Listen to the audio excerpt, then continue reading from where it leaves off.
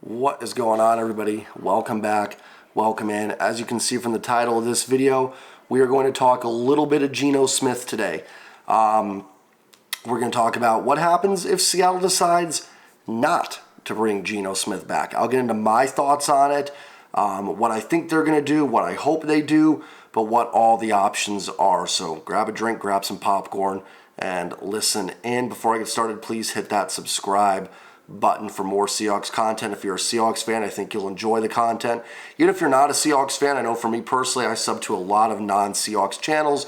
It's a great way for me to get insights and news on the team that you just don't get from the Fox pregame show. I learn more about the Giants from The Entertainer and Bad Dog than I do from, CBS or anybody else. So if you're a fan of another team, hit that subscribe button, notifications for Seahawks stuff.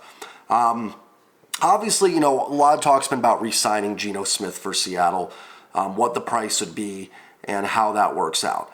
Now, if you've watched my previous videos, you should know I am in favor of Seattle bringing Geno Smith back. I've been a defender of him coming back on this team and building through the draft, building the rest of the roster up first. Make this a really good roster. Invest on that defensive line. Invest in the interior of the offensive line. Then, if something should happen and you need to add the quarterback last, maybe Geno isn't the guy, you can go, and they're very similar to what the team did in 2012 with Russell Wilson. That roster was ready to win. Tavares Jackson just wasn't quite good enough to do it.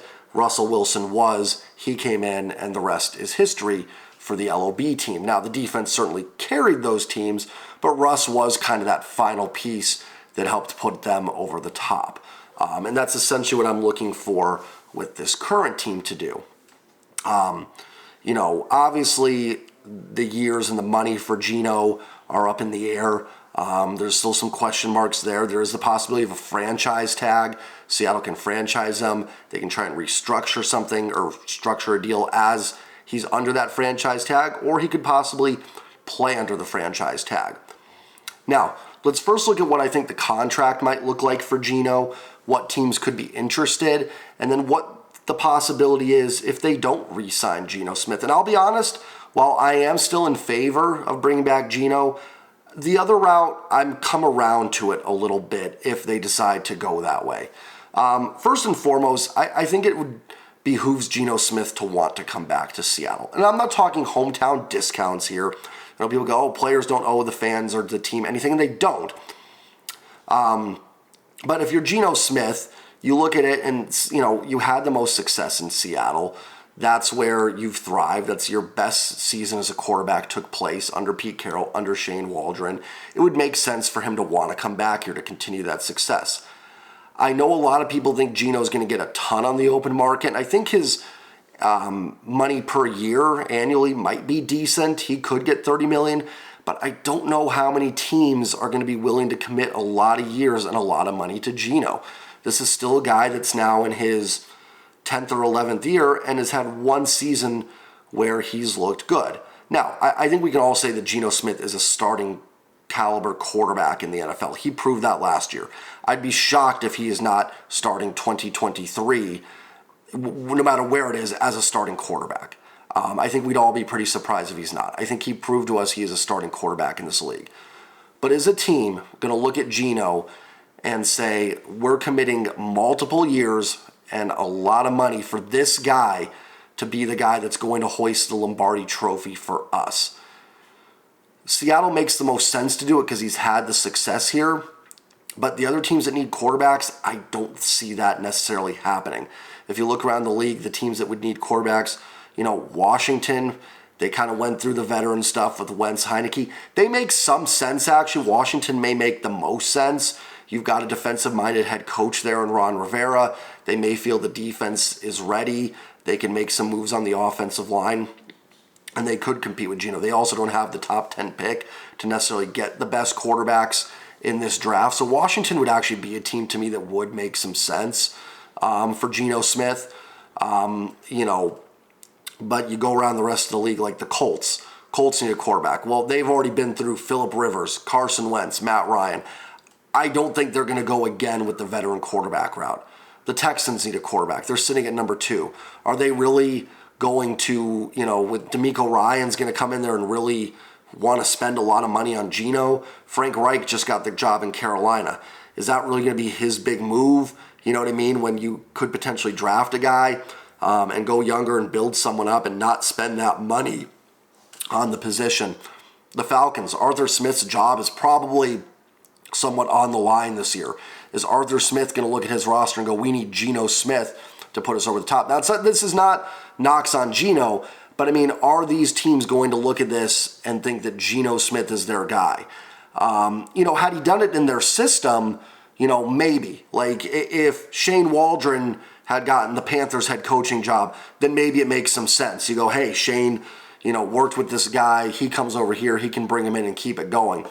I just think teams are going to be a little afraid to commit a ton of money and a ton of years to Geno Smith. There might be teams that look at him as 1 year flash in the pan, or they may look at it as, listen, Pete Carroll's culture, Shane Waldron's system helped create that. I don't know if we're going to be able to do that. We just want to start fresh with a young quarterback and do something like that. So I'm not as convinced maybe as some others that Geno is going to command. I think dollars-wise he might. Now, I think he may get 2-3 year deals from people, but I don't think he's going to get anything substantially more than that in terms of years. I could be wrong. I am not a salary cap expert. I'm not a front office expert. Maybe Washington does say, screw it, 6-7 years, we'll do it. We get a good quarterback in there and we'll roll with it. I don't know.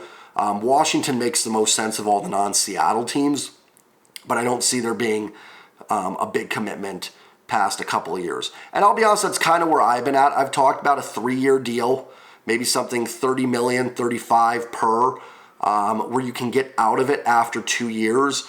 Now, again, I'm speaking from a Seahawks fan perspective, and maybe that doesn't work out. That's not possible. But to me, that would make a lot of sense. It leaves you some room to still draft a quarterback. But it also, leaves you room to grow that roster. And if Geno can show he's the guy, you potentially got him for 3 years minimum, in your system and on your team. So if you can build up that defense, if you can grab, Will Anderson in the draft or Jalen Carter and then draft another, D lineman, at 20 and then get some interior offensive line work. My kids every video my kids have to make noise, don't they? And then some interior offensive line help at 37, then, maybe, Geno can be the guy that gets you in and helps that team take the next step. So that's also why, that's one of the reasons I've been in favor of bringing back Geno. For the reasons I kind of just talked about too, it allows you to now build up the rest of the roster. It allows you to take that San Francisco 49ers route of making this a physical in the trenches team. John Schneider talked about it. Pete Carroll talked about it after the Niners game. They right now do not match the Niners' physicality in the trenches. And I think every Seahawks fan, even if you want to draft a quarterback, we all agree this team has to find a way. I think they're good at offensive tackle. I don't even think they're terrible at guard, but center, right guard positions they can look to upgrade. And then the D-line, outside of maybe Nwosu and Darrell Taylor, who you consider more outside backers in the 3-4, this D-line is a couple decent role players like Shelby Harris, Al Woods, but the rest are guys that, and maybe Poona Ford, but he's a free agent. So, you've got to figure out what you're doing on this D-line. This D-line got pushed around way too much. The only teams this D-line was able to have success against were the Cardinals, a team that is very, very unphysical in the offensive line. The Giants, a team that, again, needs a lot of work in their interior offensive line. And the Chargers. Those are the only teams that the Seahawks D-line had kind of consistent success against. I shouldn't say the Jets they did okay against, but that was also Mike White. Even the Rams, they were decent, but they weren't, they didn't blow the Rams away. They just held their own against a very weak Rams offensive line. So this team needs to get better in the trenches. I've talked about being able to invest all those picks. And if you draft a rookie at 5, why I've been against it, you start that rookie's clock right away. So he's in there. We always talk about the goal is to win when you're on those rookie contracts because then the quarterback gets expensive. You can't build up the roster. Now, you could run into that with Geno Smith. He could cost, I don't think he's going to cost Aaron Rodgers money or anything, you would hope. But, if he gets to the point, and that's kind of where we're making this video here, where he's so expensive, you can lose that too. Now, you do have the draft capital right now, so that helps. But that's another reason why if you get 6-7 year offers from Geno, maybe you do let him walk because you don't want to commit that many years and that much money down the road to future cap to Geno Smith either. And I think that's why teams aren't going to give him the huge multi-year deals. I think it's going to be more 2 to 4 at most year deals that he has offered for that very reason. But anyways, back to my point. If you draft that quarterback number 5, you start his clock, and this roster then, okay, fine, maybe you really I'll use CJ Stroud as an example. It doesn't matter who. The point of this video isn't to target the talent. It's just to use examples for what we're talking about here. So let's say it's CJ Stroud. You like CJ Stroud, you take him, but you haven't built up the rest of the roster. So you're still with a poor defense. You're still struggling on the interior of the offensive line. Even if Stroud is good, is he as good as Geno was last year? Maybe he's the same, but your roster is still the same. So you're still an 8-9 win team. Now you've burned a year of Stroud's, rookie contract, and you still need to get better on the D-line line. Now, that's been my case as to why I'm in favor of bringing Geno back. I think Geno Smith was good last year. Now, I will say in the second half of the year, I thought he had way more turnover-worthy plays. That's been shown. He definitely could have ended up with more turnovers. He got lucky on occasion. His first half was definitely better than his second half. You know what I mean? He went from MVP discussion to, not really being in the MVP discussion for lack of a better term. But I am in favor. You bring him back, and then you can build up the rest of the roster and spend all those draft picks investing. Now, let's talk about some reasons why taking a quarterback at 5 might not be the craziest thing ever. And I will say, while I'm still in favor of bringing back Geno, I have come around to this a little bit, and I'll give you some reasons why. And I'm not trying to be, what's the word I'm saying? Well, Jay, you just said this, and now you're saying this. I'm not trying to do that. I'm just giving reasons why both would make sense. Like I said, I was very adamant against drafting a quarterback at 5, but like I said, I've come around to it a little bit based on a few things. Number one, if you're the Seahawks front office, and again, I'm just using CJ Stroud here as an example. I'm not saying he is the guy. I'm not saying he's their guy. You can come on and say, Jay, he sucks. Maybe he does. I don't know. I haven't watched a lot of film on CJ Stroud. I'm just using him as an example for the purpose of this video. Let's say the Seahawks front office loves CJ Stroud. They think he is the next Patrick Mahomes. Their scouts love him. Schneider loves him. Pete loves him. Waldron loves him. They all like him. Like I said, their scouts, their comp is Pat Mahomes. They think he is, or Josh Allen, whoever it may be. That's their guy. Well, if that's the case, and you do think he is that good, then yeah, you should take him at number 5.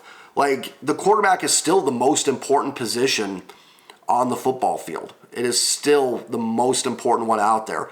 Now, I think, we've seen where rosters have struggled when they're not built around the quarterback, but it is still the most important position. So if you feel he is that good, you should take him. And you do still have other draft picks. It's not like Seattle's bone dry after number 5. They're sitting at number 20. They could probably even trade down from that, get a couple more picks. I think they're sitting at 36 in the second round, or is it 38? It might be 38. And they're sitting at, I believe, 57 in the second round as well. There's also free agency. If you happen to not re-sign Geno Smith, you're going to have more money to spend on free agency. Daron Payne from Washington's a free agent. Hargrave from Philly.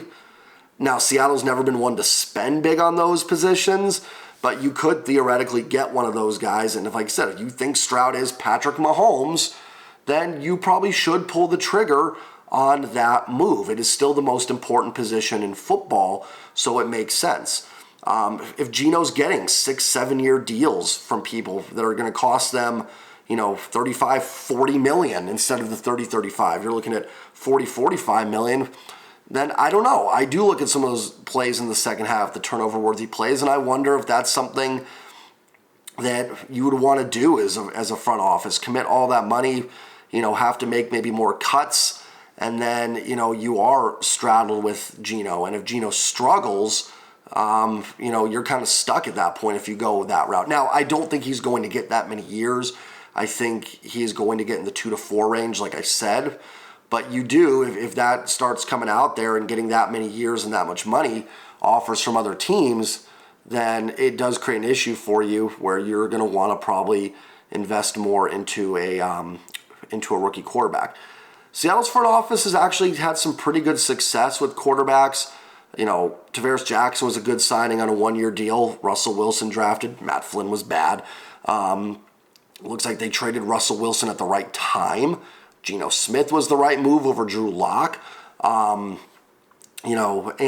from what we've heard, that John Schneider and company, they were enamored with Patrick Mahomes. If Mahomes would have fallen to them in 2017, they would have taken Mahomes. And that sounds crazy. Mahomes would have never fallen to them, but he did end up falling to Kansas City, who I think took him at 11 or 13, somewhere in that range. So it wasn't that crazy. I think Seattle's sitting at like 23, 24. Not the craziest thing ever. And you're not going to trade to get him because they did have Russ, so you don't want to spend all that draft capital to move up. But they liked Mahomes. They liked Josh Allen. In fact, that was one of the things the Russell Wilson camp had an issue with, was the fact that John Schneider and company were scouting Josh Allen. And listen, we know John Schneider's notorious for saying he loved guys. Every interview before they played the Niners, he talks about how they were this close to taking George Kittle. There was a running back he talked about. I forgot who it was. They're like, oh yeah, we were going to take him. And it was like, was it Aaron Jones? I don't remember who it was, or Elijah Mitchell. It was somebody. He's like, oh yeah, we were taking him right before he got taken. So it could just be them pumping their chest a little bit. They're not going to stand there and go, oh, we love Jamarcus Russell, especially as they're still, a front office that's in power. They're not retired guys that can go back and say, yeah, we did like him. Nobody talks about loving Tony Mandarich, but everybody loved Dan Marino, even though that was considered a controversial pick at that point. So, it's easy to say all that stuff when you are when you don't have to actually have the picks and you didn't make them. But from all accounts, they did like Mahomes, they did like Josh Allen, so they have had a good eye for quarterback talent. And again, I'm using Stroud as an example. They might not like Stroud at all. They might not like these quarterbacks. They might not like any of them. If that's the case, then yeah, I think you try to work out something with Geno. But what you don't want to do is get stuck. Now, free agency comes first before the draft. So we'll know what's going to be the situation with Geno before the draft. That's why I haven't done a mock draft yet, is because until free agency hits, it's so hard to determine. If Seattle lets Geno Smith walk, they are absolutely in the quarterback sweepstakes. If they re-sign him, no, we're looking more at some of those defensive linemen as their likely pick at number 5. Now, unfortunately, being at number 5, they could kind of fall into a no man's land. So they might not really have a choice. And that's probably what they're looking at a little bit too. And you also don't want to get stuck in a situation where you're starting Drew Lock. I know some people like Lock and the front office has praised him. I mean, of course they have. I'm not shocked they acquired him in the Wilson trade. He's young enough, but I don't think they're good at any point thinking about starting Drew Lock at quarterback. And even if the team does re-sign Geno, I am in favor of in the second and third round, if you like a quarterback, taking someone that's maybe a little bit more of a project and seeing what you have there. But back to my point, being at 5, before the last week of the season, they were sitting at 3, then Denver beat the Chargers, which was a bit unfortunate for the Seahawks because sitting at 3, they would have pretty much had their pick of the litter. The Bears are sitting at 1. Now they could trade that to the Colts or somebody, Carolina, Atlanta, someone like that could jump up for a quarterback. The Bears might not trade down. They may look at that and go like, you know what, we love Jalen Carter. We need help on the defense. We're not messing around. Let's take him. The Texans at 2, let's say the Bears do take Carter or they trade it. The Texans are interesting. They definitely need a quarterback, but they could love Carter and Will Anderson as well. They also need help there. So they could possibly pass on a quarterback and just say, you know what, we are going with the best player available here, and we think that's Will Anderson. The Cardinals are definitely a team at number 3 that's going to be drafting in the trenches. They've got Kyler Murray. They are definitely a team that needs to get way more physical up front. The Colts are a quarterback team. We'll see if they bump up. So it's going to be interesting. The Colts move up. They could take Young. The Texans could take Stroud or Will Levis, whoever it may be. Seattle may be kind of caught in no man's land at 5 a little bit. And that could be for both the D linemen and the quarterbacks, depending on what they need. Seattle is a team that doesn't like to go into the draft with a lot of obvious needs. They like to keep things close to the vest where they can do a lot of different routes, which is no reason why I think they will look to re-sign Geno. I don't think they want to go into the draft being like, crap, we have to come out of this with a quarterback. But again, we'll see. Like I said, if you were truly enamored, whether it be Stroud, Bryce Young, Will Levis, and I'm not saying I'm necessarily enamored with all of them. Maybe I will be after I watch some film, and we'll see after free agency. But if the Seahawks scouting department and Pete and John love Bryce Young, they love CJ Stroud, they love Will Levis, they're like, that guy's Mahomes, that's the next Mahomes out there, then yeah, you kind of should take that player. I mean, that's enough of a difference maker that could put you over the top. And then you can, then you have money in free agency to add to the defense. So I will say this, in conclusion, I'm still in favor of bringing Geno back. I think he's good enough. I think he proved he's an NFL starter. I don't think, now money-wise per year, he may get a decent amount. I don't think teams are going to commit a lot of years to him. I do think you can get some sort of 3-year deal done with maybe an opt-out after 2 or a 4 with an opt, I don't know, something like that. You could just franchise tag him and pay him the 1 year and see what happens. That's a really expensive 1-year contract, becomes the issue there. Seattle's going to be cutting guys like Gabe Jackson, Quentin Jefferson likely anyways, but that just kind of forces their hand a little bit with some of those moves. Nobody wants the player to play on the franchise tag, but if you have to, you can do that. And I wouldn't be shocked if they do franchise Geno, honestly, and just hope it kind of plays out in their favor. There's a part of them probably wouldn't mind him just playing 1 year. They can kind of see one more year of Geno and see what happens there. But I am in favor of bringing him back. I'm still in favor of maybe even trading down from 5, seeing what you can do there. Add to that interior offensive line, add to that interior defensive line, really build this team up in the trenches, and then maybe look for a quarterback the next season. But again, there's no guarantee there's going to be a quarterback there that's good, a quarterback that you like. It is still the most important position on a football field. Look at the Bengals. Trash, Joe Burrow comes in, they're competitive. The Chiefs were a middling playoff team with Alex Smith. Patrick Mahomes comes in, they don't miss AFC championship games. Josh Allen took that next step forward. Buffalo is one of the most competitive teams in the league. Jalen Hurts takes that next step for the Eagles, they're in a Super Bowl. So that is still the most important position in football. The Niners are kind of the exception to the rule. And you could even look at that and say they haven't had that quarterback and they haven't gotten over the hump yet. That is a Super Bowl roster that has 0 rings under Shanahan because they just haven't got that elite quarterback play. So if you don't think Geno Smith is capable of that, if you don't think Geno Smith is capable of hoisting a Lombardi trophy, and you think one of these young guys is capable and is Josh Allen, is Patrick Mahomes, then you should absolutely make that deal and make the deal or make the draft pick for them. So, like I said, I'm in favor of bringing Geno back. I think if you build that roster up enough, you can win with Geno. But I have come around more to the idea that a quarterback at number 5 does make some sense possibly. The good news is free agency is first, so we'll know what they're going to do before we get to the draft. That's why I haven't done any mock drafts yet. We just don't know yet, and until free agency hits, it's so hard, because if they don't re-sign Geno, I'll know right away, okay, we're looking at quarterbacks in the draft. If they do, we're probably looking at D-linemen. So that's all I got. Just wanted to have a quick conversation about that, talk about it a little bit, and I will see you guys next time. Please hit that sub button. Please like the video. That helps get it out to more people, obviously. If you're a Seahawks fan, subscribe. If you're not a Seahawks fan, I hope you enjoy the content and subscribe as well, and I'll see you guys next time. Peace.